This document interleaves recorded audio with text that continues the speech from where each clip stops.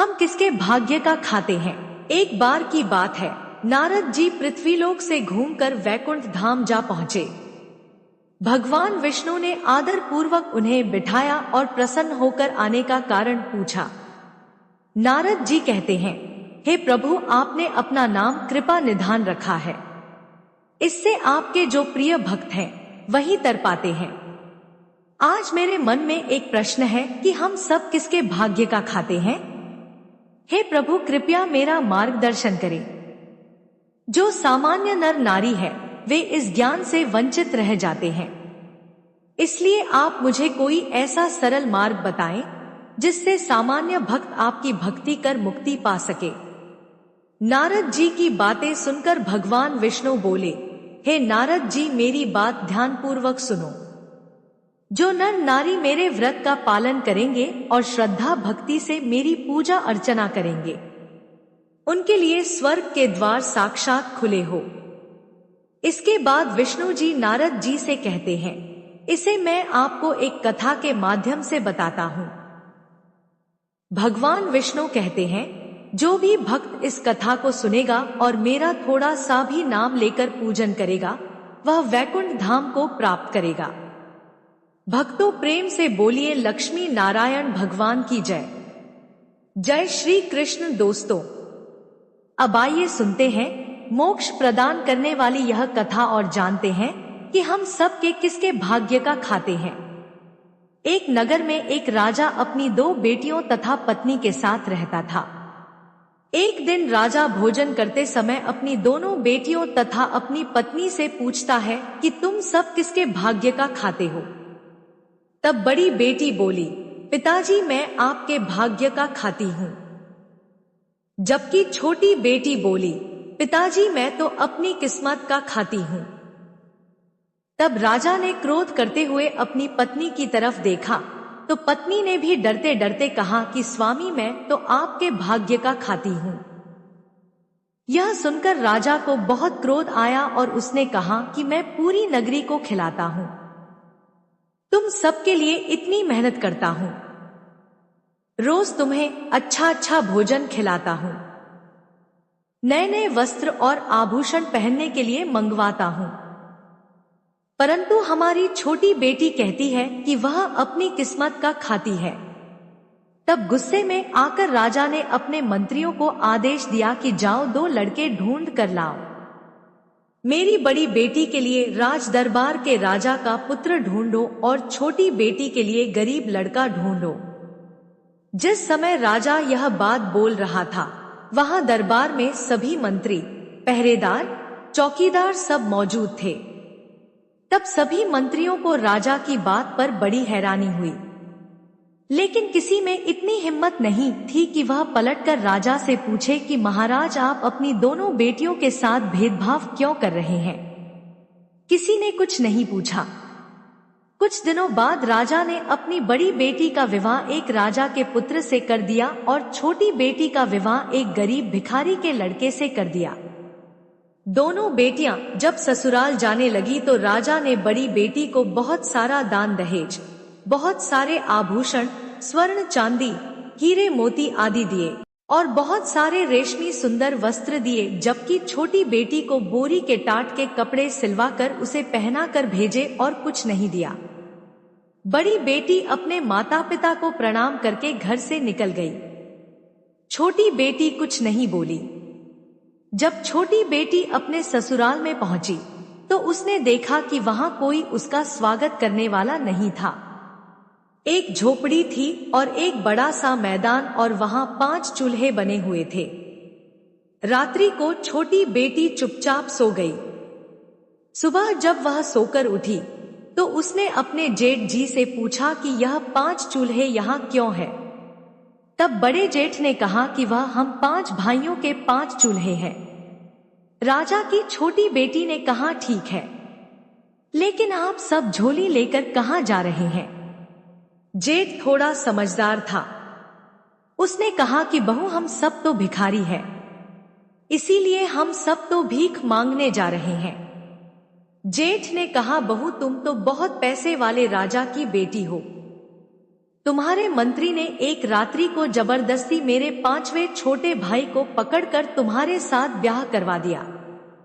तब बहू बोली कि जेठ जी, आपकी कोई गलती नहीं है, सबको अपनी किस्मत का मिलता है। मेरी किस्मत में जो था वह मुझे मिल गया। इसके बाद पांचों भाई भीख मांगने के लिए चले गए। पीछे से बहू ने पूरे घर की साफ सफाई करी, पूरे घर को गोबर से लीप कर आंगन को लिपी। इसके बाद बड़े जेठ के चूल्हे को छोड़कर सभी के चूल्हे वहां से हटा दिए। शाम को जब पांचों भाई आए और घर को साफ सुथरा देखा तथा 4 चूल्हे हटे हुए देखे तो 4 छोटे भाइयों को बहुत क्रोध आया। उन्होंने कहा, हमारे चूल्हे कहाँ गए? तब नई बहू बोली कि आज से हम एक ही चूल्हे पर भोजन बनाएंगे। मैं खाना बनाऊंगी और आप सब खाएंगे। यह सुनकर सबको बहुत अच्छा लगा। तब बहू ने कहा कि पहले आप सब नदी पर जाकर नहा धो ले, उसके बाद आते समय ठाकुर जी के मंदिर में दर्शन करके आना। यह सुनकर छोटे चारों भाइयों को बड़ा क्रोध आया, लेकिन जेठ थोड़ा समझदार था। उसने कहा, जैसा बहू कह रही है हम सब वैसा ही करेंगे। आज से पहले कभी भी पांचों भाई नहाए नहीं थे। चारों भाइयों ने नहाने के लिए मना किया, लेकिन बड़ा भाई समझदार था।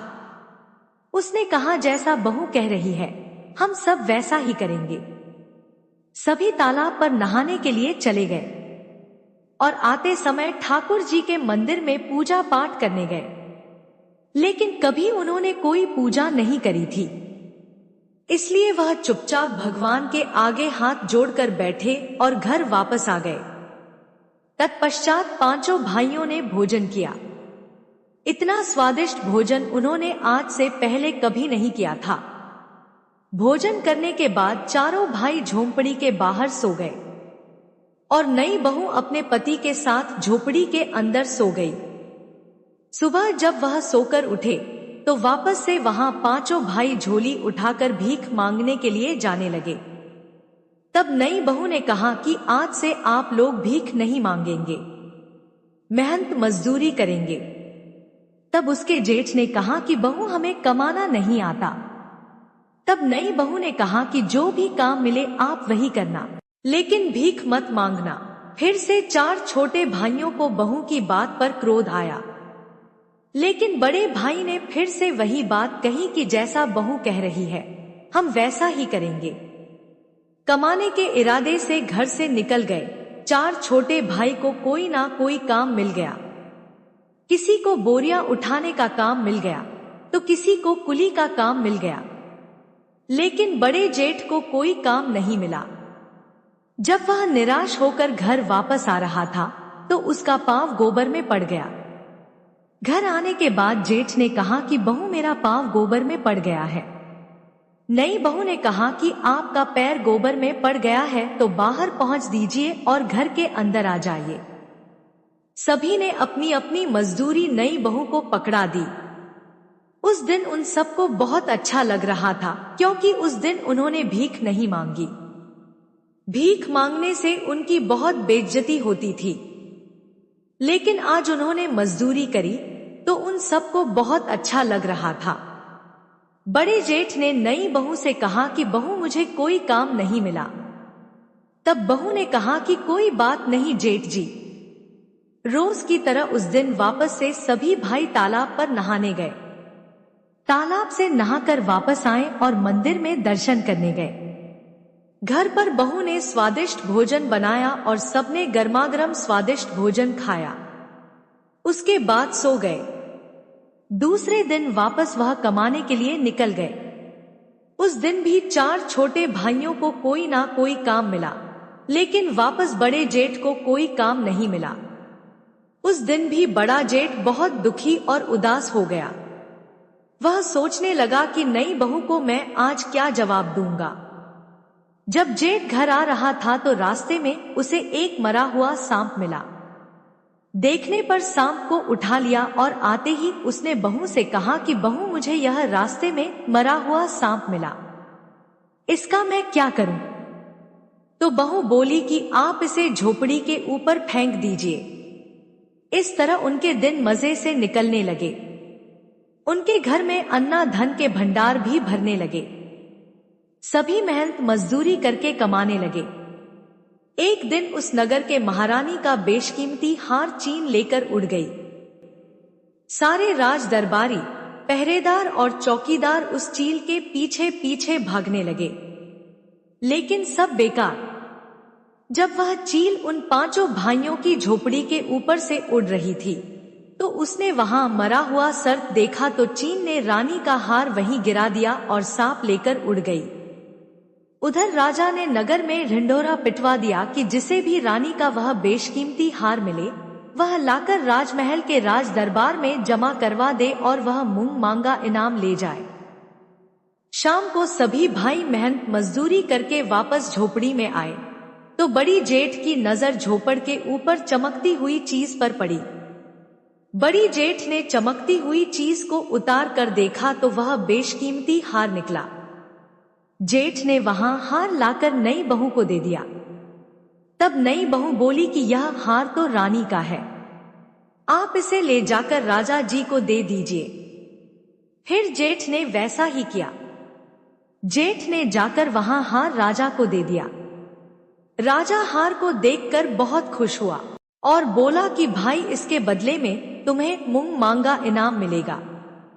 मैं तुम्हें सब देने के लिए तैयार हूं। तब उसने बोला कि राजा जी मुझे मांगना नहीं आता, मैं अपने भाई की पत्नी से पूछकर बताऊंगा। राजा ने कहा कोई बात नहीं, तुम पूछ लेना फिर बताना। जेठ घर आया। घर आने के बाद उसने नई बहू को पूरी बात बताई। तब बहू ने कहा कि जेठ जी आप राजा के महल में वापस जाना और राजा से कह देना कि राजा जी मैं चाहता हूँ कि वैकुंठ चौदस के दिन नगर में किसी के भी यहाँ दीपक ना जले और राजमहल में भी अंधेरा रहे। तब जेठ वापस राजमहल में गया। राजमहल में जाकर उसने राजा से कहा कि राजा जी मुझे कोई इनाम नहीं चाहिए, बस आप बैकुंठ चौदस अर्थात बैकुंठ चतुर्दशी के दिन नगर में यह ढिंढोरा पिटवा दीजिए कि कोई भी नगरवासी दीपक ना जलावे, यहाँ तक कि राजमहल में भी दीपक ना जले। बैकुंठ चौदस के दिन पूरी नगरी में अंधेरा रहे।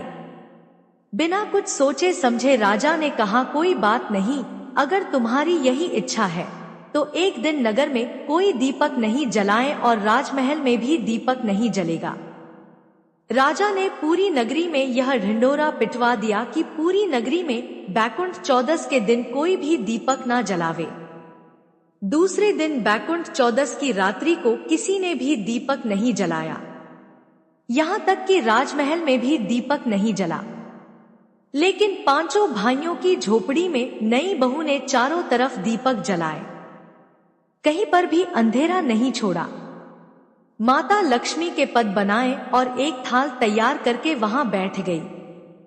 जब बैकुंठ की रात्रि को स्वर्गलोक से माता लक्ष्मी मृत्युलोक में नीचे उतरी तो माता लक्ष्मी को उस नगर में सब जगह अंधेरा ही अंधेरा दिखाई दिया।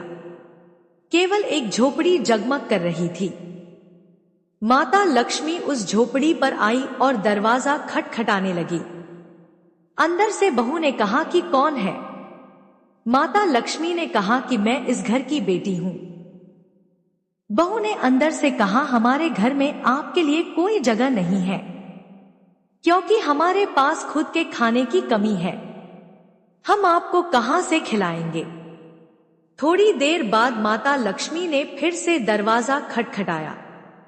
बहू ने अंदर से पूछा आप कौन है? माता लक्ष्मी ने कहा मैं इस घर की बहू। तब भी नई बहू ने दरवाजा नहीं खोला। तीसरी बार माता लक्ष्मी ने फिर से दरवाजा खटखटाया। तब नई बहू ने कहा कि आप कौन हैं? माता लक्ष्मी ने कहा कि मैं इस घर की बहू और 7 पीढ़ी तक इसी घर में रहूंगी। ऐसा सुनते ही नई बहू ने दरवाजा खोल दिया। जैसे ही माता लक्ष्मी ने झोपड़ी के अंदर पांव रखा तो उनका घर सुंदर महल में बदल गया। नई बहू ने माता लक्ष्मी को बैठने के लिए चौकी दी। माता लक्ष्मी ने कहा कि मैं तो पैसे वाले अमीर सेठ के घर में नहीं बैठूंगी। लेकिन नई बहू ने माता लक्ष्मी का हाथ पकड़कर चौकी पर बैठा दिया, क्योंकि चौकी पर बैठते ही माता लक्ष्मी ने साक्षात दर्शन दिए। तब नई बहू माता लक्ष्मी के चरणों में गिर पड़ी। कुछ देर बाद नई बहू ने माता लक्ष्मी की आरती उतारी। फिर क्या था, लक्ष्मी माता की कृपा से उनका घर धन धान्य से भर गया। सुबह जब पांचों भाई सोकर उठे तो उनका घर महल में बदल चुका था। सभी भाइयों के आश्चर्य का ठिकाना नहीं रहा।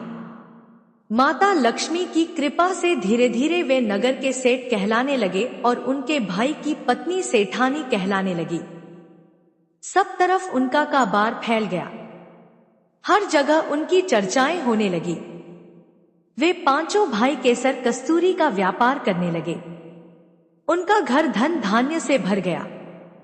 लक्ष्मी माता की ऐसी कृपा हुई कि उन पांचों भाइयों के पास नौकर चाकर, हाथी घोड़े सब हो गया। बड़ी बहन के घर में सब कुछ ठप हो गया, कारोबार में घाटा लग गया। उनकी यहाँ एक समय की रोटी के भी लाले पड़ने लगे और उन्हें अपना सब कुछ बेचना पड़ा। बड़ी बहू के साथ ससुर ने अपनी बहू से कहा कि तुम तो कलंकिनी हो, तुम्हारे आते ही हम बर्बाद हो गए, और उन्होंने अपनी बहू को घर से निकाल दिया।